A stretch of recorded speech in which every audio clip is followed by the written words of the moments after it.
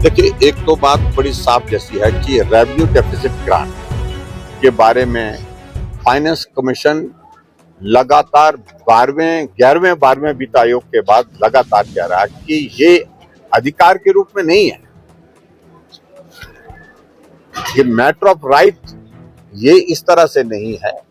केंद्र सरकार उन राज्यों को रेवेन्यू डेफिसिट ग्रांट दे रही है जिनके यहाँ पर जो रेवेन्यू आता है और उसके बाद जो खर्च होता है उसमें काफी गैप है, उसके लिए मदद कर रहा है।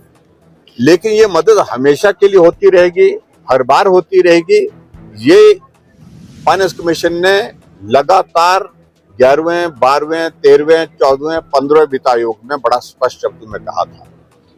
और मैं इस बात को मैं जरूर कहना चाहता हूं, जब भारतीय जनता पार्टी की हमारी सरकार थी 2017 से 2022 तक, बीच में फाइनेंस कमीशन जो 50th फाइनेंस कमीशन जब आया था 15वां वित्त आयोग, उस वक्त भी उन्होंने यही कहा था कि फाइनेंस कमीशन की रिकमेंडेशन में ये बात शामिल हो सकती है कि हो सकता है रेवेन्यू डेफिसिट ग्रांट जो है हम बंद करें। लेकिन हमने सब लोगों ने उस वक्त जोरदार ढंग से पक्ष रखा।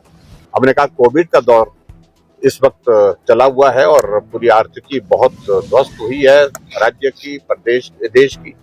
तो ऐसी सूरत में रेवेन्यू डेफिसिट ग्रांट जो है वो आप इस वक्त बंद मत करें।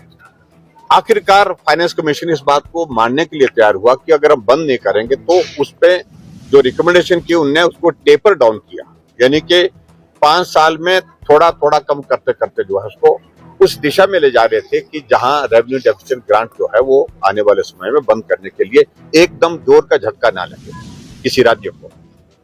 इस बात को प्रदेश सरकार को, कांग्रेस की सरकार को पहले भांप लेना चाहिए था।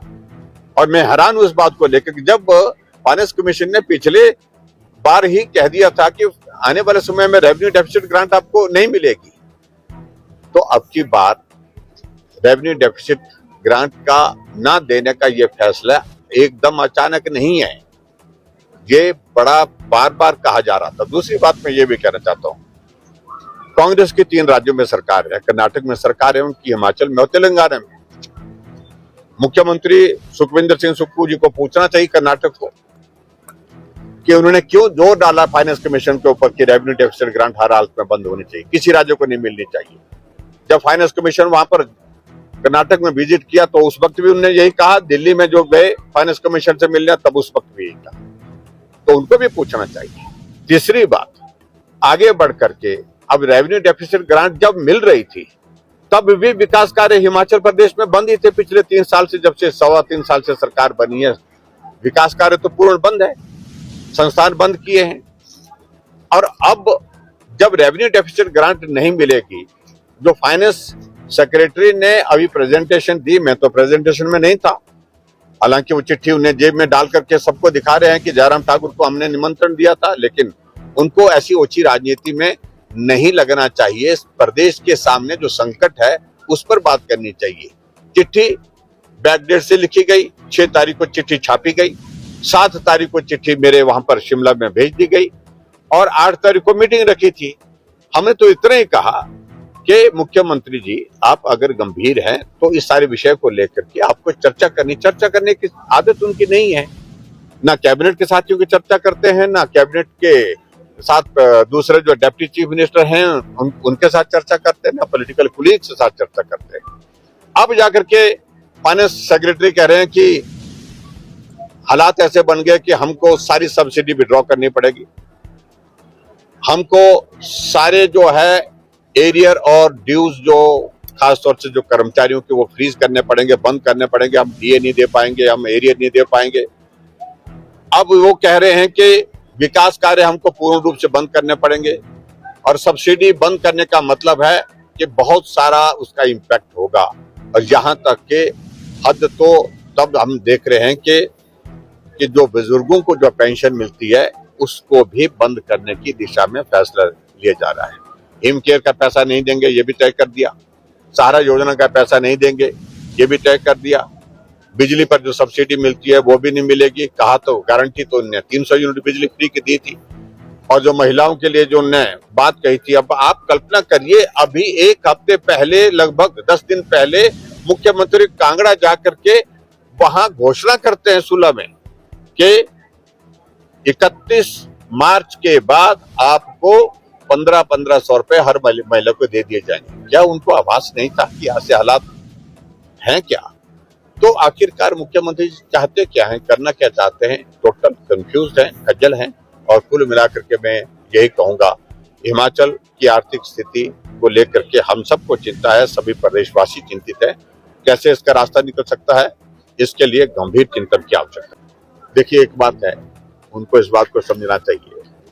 उन्होंने जब सरकार बनी तो उस वक्त भी यही कहा था कि भारतीय जनता पार्टी ने ऋण लिया। और मैं ये कहना चाहता हूँ कि पिछले कुछ सालों से जो सरकारें हिमाचल प्रदेश में बनी है, जिसमें कांग्रेस की भी शामिल है, सबसे कम ऋण हमने लिया। मैंने 5 साल में 19,500 करोड़ रुपए लिया। यहाँ कांग्रेस की वर्तमान सुक्खू जी की सरकार ने 40,000 करोड़ रुपए 3 साल में ले लिया। 1,10,000 करोड़ रुपए का ऋण हो चुका है। और ऐसे में हमें नहीं, हम अगर ऋण लेते थे, जो आपके समय में जो हिमाचल प्रदेश में ऋण ले रखा था, उसकी किस्तें अदा करने, उसका ब्याज अदा करना, और हिमाचल प्रदेश में विकास के कार्य युद्ध स्तर पर चल रहे थे, हर जगह विकास के कार्य। आप तो ऋण भी ले रहे हैं, लेकिन उसके बावजूद कर्मचारियों को सैलरी समय पर नहीं मिल रही है, पेंशन को पेंशन नहीं मिल पा रही है, योजना आप बंद कर रहे हैं, संस्थान आप बंद कर रहे हैं, विकास कार्य पूर्ण रूप से बंद पड़े हैं। इस पर आपका क्या कहना है? ये प्रश्न तो उनसे ही पूछना चाहिए। पर चिंतन विचार करने के बाद फैसला लेंगे, जो भी करेंगे, पक्ष रखेंगे, अपना पक्ष रखेंगे। आखिर सरकार ने गारंटियां दी, और मैं यही कहना चाहता हूं मुख्यमंत्री जी को आपके माध्यम से कि मुख्यमंत्री जी, आपने एक बार नहीं सैकड़ों बार बोला है, विधानसभा के अंदर, विधानसभा के बाहर, कि 2027 में हिमाचल प्रदेश आत्मनिर्भर राज्य बन जाएगा और 2032 में हिमाचल देश का सबसे अमीर राज्य बनेगा। वो फार्मूला जो आपने बता के रखा है, छुपा करके रखा है, उसको बताइए मेहरबानी करके।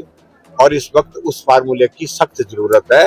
कृपा करके पूरे प्रदेशवासियों को उस फार्मूले को आप जाहिर करें कि आपने क्या ऐसी योजना बना करके रखी है कि 2027 में हम आत्मनिर्भर हो जाएंगे। देखिए, यही है ना, इसी बात को लेकर के मैं ये कहूंगा कि मुख्यमंत्री जी तय नहीं कर पा रहे करना क्या, तभी मैं खजल शब्द कहता हूं।